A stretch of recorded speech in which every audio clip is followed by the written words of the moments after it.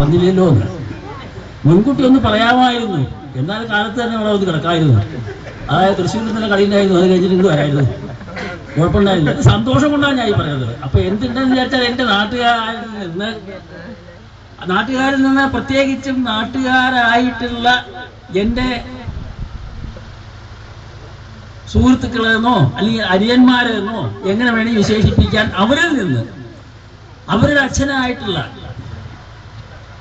രാമവാര്യരുടെ പേരിൽ നടത്തുന്ന ഈ ആയുർവേദ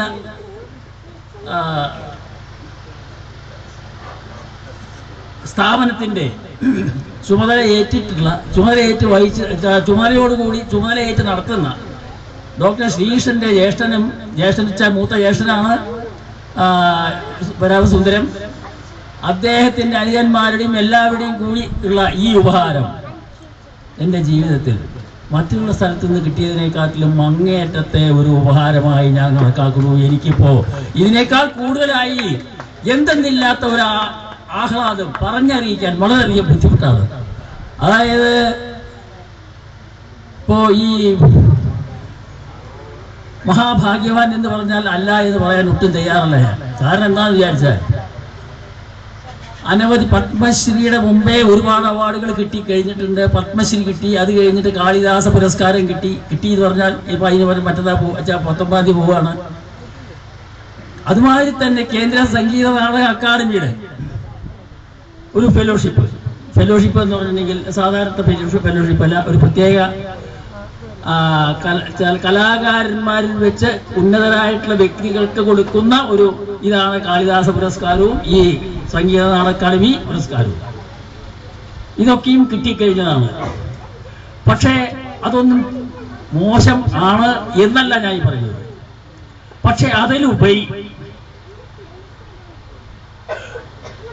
അതായത് എന്നെ സംബന്ധിച്ചിടത്തോളം എൻ്റെ നാട്ടിൽ നിന്ന് എൻ്റെ ഏറ്റവും കാണപ്പെട്ട ഒരു എന്നെ സ്നേഹിച്ച എന്നെ വളർത്താൻ വേണ്ടി അങ്ങേറ്റം ശ്രമിച്ച ഒരു വ്യക്തിയായിട്ടുള്ള മഹാനുഭാവനായിട്ടുള്ള രാമവാര്യരുടെ മക്കളിൽ നിന്ന്, അത് മൂത്ത മകനിൽ നിന്ന് മറ്റുള്ള മക്കളുടെ അനുവാദത്തോടു കൂടി തന്ന ഈ സ്വീകരണത്തിനേക്കാൾ വലുത് എന്താണ് ഈ ജീവിതത്തിൽ എനിക്ക് കിട്ടാനുള്ളത്?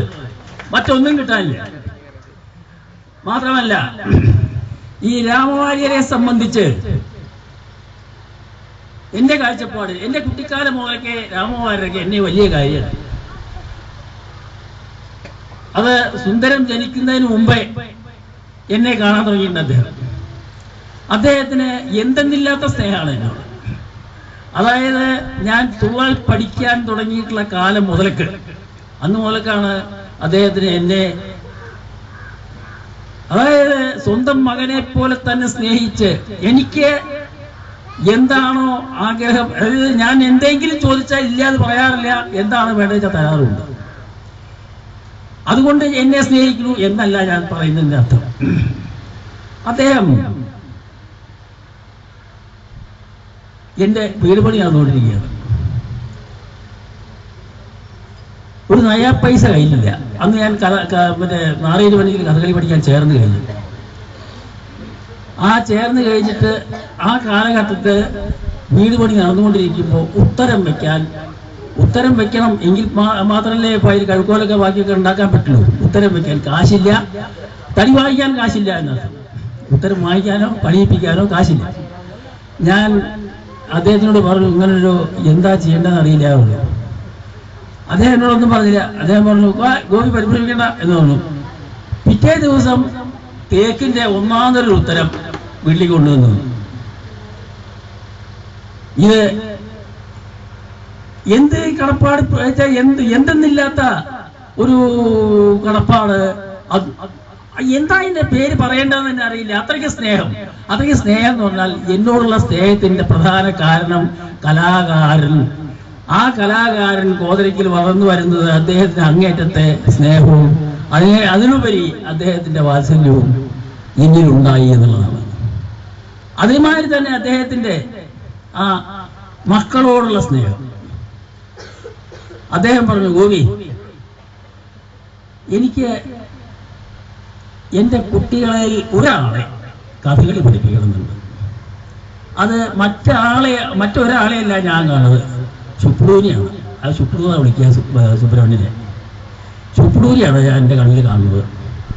അതുകൊണ്ട് ഗോപി ഒരു കാര്യം ചെയ്യണം. അന്ന് ഞാൻ കലാമണ്ഡലത്തിൽ ചേർന്ന് കഴിഞ്ഞില്ലേ, ഗോപി ഒരു കാര്യം ചെയ്യണം. ഒഴിവുള്ളപ്പോൾ കലാമണ്ഡലത്തിൽ നിന്ന് ഇവിടെ വന്നിട്ട് ഇവിടെ ഒഴിവുള്ളപ്പോൾ അവരെ കുറിച്ച് പഠിപ്പിക്കണം എന്ന് പറഞ്ഞു. ഓ, ഞാൻ ചെയ്യാൻ തയ്യാറാണ്. ഞാൻ അദ്ദേഹം എന്ത് പറഞ്ഞാലും എൻ്റെ അച്ഛനും അമ്മയും ഒക്കെ പറയുന്ന അതേമായിരുന്നു. അതിനേക്കാളുപരി അതായത് അദ്ദേഹത്തിന്റെ കൽപ്പനയല്ല, സമൃദ്ധമായ സ്നേഹത്തോടു കൂടിയിട്ടുള്ള ആവശ്യം കേട്ടപ്പോൾ ഞാൻ തീർച്ചയായിട്ടും ഞാൻ ചെയ്യാമെന്ന് പറഞ്ഞു. എനിക്ക് ചെയ്യാൻ പറ്റുന്ന മാതിരി ഞാൻ സുബ്രഹ്മണ്യനെ ആദ്യം തുടങ്ങി വെക്കലും പഠിപ്പിക്കലും ചെയ്യും. അപ്പൊ അങ്ങനെ തന്നെ അദ്ദേഹം ഇതേമാതിരി തന്നെ പറഞ്ഞത്, ഇനി എനിക്ക് ഇപ്പോൾ കഥകളിയോട് ഉള്ള ആഗ്രഹത്തിന് ഒരു കുട്ടിയെ പഠിപ്പിക്കാൻ മോഹം നല്ലോണം തോന്നി. ആ മോഹത്തിന്റെ പേരിൽ അവനെ ഇനി കലാമണ്ഡലത്തിൽ ചേർക്കണം. ഇതാണ് മറ്റൊരാഗ്രഹം. മറ്റൊന്നുള്ളത്, ഇനിയൊരു വൈദ്യനെ ഉണ്ടാക്കണം. ആരെങ്കിലും എൻ്റെ കുട്ടികളിൽ ഒരാൾ വൈദ്യം പഠിക്കണം. എന്തിനാണെന്ന് വിചാരിച്ചാൽ ഈ കോതച്ചിറ ദേശത്ത് പല പല പല വ്യക്തികളും അസുഖങ്ങളായിട്ട് വല്ല മരുന്നും കിട്ടണമെന്ന് വിചാരിച്ചിട്ടുണ്ടെങ്കിൽ ഒറ്റപ്ലാവിലേക്കോ, അന്ന് പാരമ്പര്യത്തിലാണ് കാര്യമായിട്ടുള്ളത്, അദ്ദേഹത്തിന്റെ അവിടേക്കോ അല്ലെങ്കിൽ കുന്നംകുളത്തേക്കോ അല്ലെങ്കിൽ തൃശ്ശൂർക്കോ ഇവിടേക്ക് എവിടേക്കെങ്കിലുമൊക്കെ പോകണം. അപ്പൊ നമ്മുടെ നാട്ടില് ഒരു വൈദ്യൻ ഉണ്ടാവുക എന്നുള്ളത്, ഒരു വൈദ്യശാല ഉണ്ടാവുക എന്നുള്ളത് ഏറ്റവും ഉദാത്തമായ അങ്ങേറ്റം ഒരു കാര്യമായ ഒരു ഫലപ്രദം ആയി തീരും എന്നുള്ള കാര്യം ഉറപ്പാണ്. അതുകൊണ്ട് എങ്ങനെയെങ്കിലും ഒന്നുണ്ടാവണം എന്നുള്ള എനിക്കൊരു ആഗ്രഹമുണ്ട് എന്ന് പറഞ്ഞു. ഇപ്പോൾ ശ്രീകൃഷ്ണൻ പറഞ്ഞത്, ഡോക്ടർ ശ്രീകൃഷ്ണൻ പറഞ്ഞത് എന്നെയല്ല ഉദ്ദേശിച്ചിരുന്നത് എന്ന് പറഞ്ഞാലും ശരി, അത് അദ്ദേഹത്തിന്റെ ശിരസിലാണ് വന്ന് വീഴാനുള്ള ഭാഗ്യം ഉണ്ടായത്. ഇതുമാതിരി അദ്ദേഹത്തിന്റെ ആഗ്രഹങ്ങൾക്ക് അനുസൃതമായിട്ട് മാത്രം തന്നെ കുട്ടികളെ എല്ലാവരെയും ഓരോരോ വഴിക്കാക്കി അവരെല്ലാവരും അങ്ങേറ്റത്തെ ബുദ്ധിമാന്മാരായി പ്രഗത്ഭരായ ഓരോരോ പ്രവൃത്തികളിൽ ഓരോരോ വിധത്തിൽ പ്രഗത്ഭരായി തീർന്നിട്ടുള്ള വ്യക്തികളാണ് ആ 9 കുട്ടികൾ. അവസാനത്തെ കുട്ടി ഭാഗ്യാണ്. അദ്ദേഹം ആ കുട്ടി പ്രസവിച്ച ഉടനെ വെള്ള പേര് ഭാഗ്യം എന്നുള്ളതാണ്. ഭാഗ്യം, ആ എല്ലാം കൊണ്ടും ഭാഗ്യം. വളരെ വാസ്തവമാണ്, അക്കാര്യം ശരിയാണ്. അദ്ദേഹം മുൻകൂട്ടി കാണുന്നതാണ് ദൃഷ്ടി. അതായത് അദ്ദേഹം പ്രവചിച്ച കാര്യങ്ങളൊന്നും നിഷ്ഫലമായി തീരുക എന്നുള്ളത് ഉണ്ടായിട്ടില്ല. അങ്ങനെയുള്ള അദ്ദേഹത്തിന്റെ പേരിൽ ശ്രീകൃഷ്ണന് വൈദ്യം പഠിക്കാനും അതിൽ അങ്ങേറ്റം പ്രഗത്ഭനായി തീരാനും സാധിച്ച ഡോക്ടർ ശ്രീകൃഷ്ണന് കോതച്ചിറയിൽ അദ്ദേഹത്തിന്റെ അച്ഛന്റെ നാമധേയത്തിൽ ഒരു വൈദ്യശാല തുടങ്ങണം എന്നുള്ളത് തോന്നിയത് തന്നെ ഇനി ഞാൻ പറയാമെന്ന് വിചാരിച്ചാൽ ശ്രീകൃഷ്ണനെ പോലെ ആയുർവേദത്തിൽ ഒരു ഡോക്ടറെ എല്ലാ പ്രഗത്ഭതകളും തികഞ്ഞ ഒരു വ്യക്തിയായി തീർന്ന മറ്റൊരാളെ കാണാൻ സാധിക്കുമെന്ന് എനിക്ക് തോന്നുന്നില്ല. കാരണം പലരും ഉണ്ടായിരിക്കാം, ഇല്ല എന്നുള്ളതല്ല. കോതരക്കിലേക്ക് ഇങ്ങനൊന്നും തുടങ്ങണം, കോതരക്കത്തെ ആൾക്കാർക്ക് ആശ്രിത വത്സരനായി തീർന്ന എൻ്റെ അച്ഛന്റെ നാമധേയത്തിൽ ഞാനും ഒരു ആശ്രിതരായി, അതായത് കോതരക്കത്തെ ആതുര സേവനം കൊണ്ട് എല്ലാ ജനങ്ങളുടെ കഷ്ടപ്പാടുകളെയും അസുഖം കാരണം ഉള്ള കഷ്ടപ്പാടുകളെയും തീർക്കാൻ എനിക്ക് സാധിക്കണം എന്നുള്ള അസാൽബുദ്ധി, അങ്ങനെ ഒരു സന്തോഷമായിട്ടുള്ള ഒരു മനസ്ഥിതി, ഉദാത്ത മനസ്സ് എന്ന് തന്നെ പറയാനുള്ള കാര്യത്തിൽ അങ്ങനത്തെ ഒരു മനസ്ഥിതി ഉണ്ടായിത്തീർന്ന ശ്രീകൃഷ്ണനെ ഞാൻ അദ്ദേഹത്തിന്റെ അച്ഛന്റെ ആ ഓർമ്മ പുതുക്കിക്കൊണ്ട് ഞാൻ അദ്ദേഹത്തിനെ നമിക്കുന്നു. അദ്ദേഹത്തിന് സർവമംഗളങ്ങളും, അതായത് ഈ പറഞ്ഞ വാക്കുകൾ, അതായത് അദ്ദേഹത്തിനെ പോലെ ഡോക്ടർ ശ്രീകൃഷ്ണൻ എന്ന് പറഞ്ഞാൽ സാക്ഷാൽ ഗുരുവായൂരപ്പൻ തന്നെയാണ്. ഇദ്ദേഹം ഗുരുവായൂരപ്പൻ സകല കലാവല്ലഭനുമാണ്, അങ്ങേയറ്റം ഒരു ഡോക്ടറുമാണ്. അതിന്റെ കാര്യങ്ങളൊന്നും ഞാൻ പറയില്ല, എന്താ വെച്ചാൽ എന്റെ അനുഭവത്തിൽ കൂടെ ഞാൻ പറയുന്നത്. അങ്ങനെയുള്ള ആ നാമധേയത്തിലുള്ള ശ്രീകൃഷ്ണൻ, ഡോക്ടർ ശ്രീകൃഷ്ണൻ നമ്മളുടെ കോതരക്കിലെ ജനങ്ങൾക്ക് ഈ തുടങ്ങി വെച്ച രാമവായ മെമ്മോറിയൽ വൈദ്യശാല, ആയുർവേദ വൈദ്യശാല ഇതൊരു കേന്ദ്രമായി തീർന്ന്, ഇത് അങ്ങേറ്റത്തെ ഗവേഷണ കേന്ദ്രമായി തീർന്ന് എല്ലാ ജനങ്ങൾക്കും, കോതരക്കാർക്ക് മാത്രമല്ല, പക്ഷെ കോതരക്കാർക്ക് കൂടുതലും ഒരു ഭാഗ്യം സിദ്ധിച്ച ഒരു അപൂർവ ദിവസമാണ് ഇന്നത്തെ ഈ ഉദ്ഘാടനം. ഇതുകൊണ്ട് തന്നെ വേറൊരു കാര്യം എന്താണെന്ന് വിചാരിച്ചാൽ, ഈ കോതരിക്കത്തെ പല വ്യക്തികളെയും സംബന്ധിച്ച് പല വിധത്തിൽ പുകഴ്ത്താനുണ്ട്.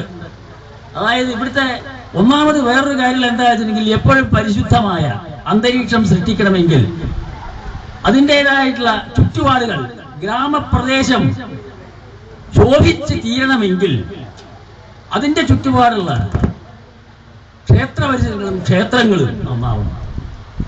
അതായത് ഈശ്വര ചിന്തയിലെ ഒന്നേ മലിനു ശാശ്വതമീ ഉലകിൽ എന്ന് പറഞ്ഞിട്ടുള്ളത് വെറുതെയല്ല. എല്ലാവരും ഈശ്വര ചിന്ത വേണം എന്നുള്ളത് പൂർവീകന്മാർ പറഞ്ഞുവെങ്കിലും വേണം, കൊണ്ടു നടക്കണം എന്നുള്ളത് നമുക്ക് ഇപ്പൊ നിർബന്ധിക്കാൻ പറ്റൂല. എങ്കിൽ പോലും മനുഷ്യന്റെ ചിന്താഗതി നിയന്ത്രിച്ചു കൊണ്ടുപോകണമെങ്കിൽ മനുഷ്യന്റെ മനസ്സിന് നിയന്ത്രണം വേണം. മനുഷ്യന്റെ മനസ്സിന് നിയന്ത്രണം വേണമെങ്കിൽ എന്തെങ്കിലും ഒരു ലക്ഷ്യം വേണം. നമ്മൾക്ക് തന്നെത്താനിരിക്കുമ്പോൾ പല ചിന്തകളും വരും. നേരെ മറിച്ച് ഒരു ചിന്തയിൽ മാത്രം നിൽക്കണമെങ്കിൽ ആ ദൃഷ്ടി എവിടെയെങ്കിലും പതിയണം. ആ പതിച്ചിലിന് വേണ്ടിയാണ് അമ്പലം പരിശുദ്ധമാണോ? ആ പരിശുദ്ധമാണെങ്കിൽ നമ്മളുടെ ഹൃദയം പരിശുദ്ധമാവും. എങ്ങനെ നമുക്ക് ഒരു ദിക്കിരിക്കേണ്ട ദൃഷ്ടി പതിപ്പിക്കാൻ സാധിക്കും? എന്നെ സംബന്ധിച്ച് പലരും പല വിധത്തിലുള്ള ദുഷ്പേരുകളും പറയുന്നുണ്ട്. മറ്റൊന്നുമല്ല, ഞാൻ തേക്കായിരുന്നാൽ പിന്നെ മിണ്ടില്ലായിരുന്നു, ഒരാളും മിണ്ടില്ല. അത് കാരണം ചിലർ പറയേണ്ട അഭാവ്യാണ്, ചിലർ പറയേണ്ട ഇളെ പോലെ എളുപ്പം ആരാപ്പോ എന്നൊക്കെ പറയുന്നുണ്ട്. പക്ഷെ അങ്ങനെയല്ല. അതിന്റെ കാര്യം എന്താണെന്ന് മനസ്സിലാക്കാൻ നിശ്ചയ ആൾക്കാർ മനസ്സിലാക്കും. അതായത് ശ്രദ്ധ ഒന്നിലേക്ക് തന്നെ പതിയണം, പതിപ്പിക്കണം, പതിച്ചേ ഒക്കൂ. അങ്ങനെയാണെങ്കിൽ എന്തുണ്ട്, നമുക്ക് കഴിയുന്നതും അത് കോട്ടം കൂടാതെ മുന്നോട്ട് കൊണ്ടുപോകാൻ സാധിക്കും. ആ കോട്ടം കൂടാതെ മുന്നോട്ട് കൊണ്ടുപോകാൻ സാധിക്കും ഓരോരോ കാര്യങ്ങൾക്കും എന്നതിന്റെ പ്രത്യക്ഷ ഉദാഹരണമാണ് ഡോക്ടർ ശ്രീകൃഷ്ണന്റെ ഈ പ്രവർത്തനം. ഈ പ്രവർത്തനത്തിൽ കൂടി ഈ നാടും ഈ നാട്ടുകാരും എല്ലാവരും മുമ്പത്തേക്കാൾ കൂടുതൽ സന്തോഷവതികളായി മാറട്ടെ, അതിനുവേണ്ടിയുള്ള സാഹചര്യം സൃഷ്ടിക്കട്ടെ എന്നും എല്ലാവരും ശ്രീകൃഷ്ണന്റെ സ്വന്തം മാതാപിതാക്കളും സഹോദരന്മാരായി മാറട്ടെ. അവർക്ക് വേണ്ട സഹായങ്ങൾ ശ്രീകൃഷ്ണൻ ചെയ്യട്ടെ. അതായത് അദ്ദേഹത്തിന്റെ കഴിവിന്റെ പരമാവധി അദ്ദേഹം ചെയ്യുന്നുള്ള പരിപൂർണ വിശ്വാസം എനിക്കുണ്ട്. അതുമാതിരി തന്നെ അദ്ദേഹത്തിന്റെ അച്ഛന്റെ ആത്മാവും അദ്ദേഹത്തിന്റെ കൂടെ എന്നും ഉണ്ടാവും എന്നുള്ള കാര്യം പരിപൂർണമായി എനിക്ക് വിശ്വാസം തോന്നുന്നുണ്ട്. ഈ വിശ്വാസത്തിന്റെ പേരിൽ ഞാൻ അദ്ദേഹത്തിന്റെ ഈ സന്മനസ്സിന് നന്ദി പറഞ്ഞുകൊണ്ട് നമ്മളുടെ നാട്ടുകാരായ എല്ലാവർക്കും, വേദിയിലിരിക്കുന്ന പ്രഗത്ഭരായ വ്യക്തികൾക്കും നന്ദി പറഞ്ഞുകൊണ്ട് നിർത്തുന്നു. നമസ്കാരം.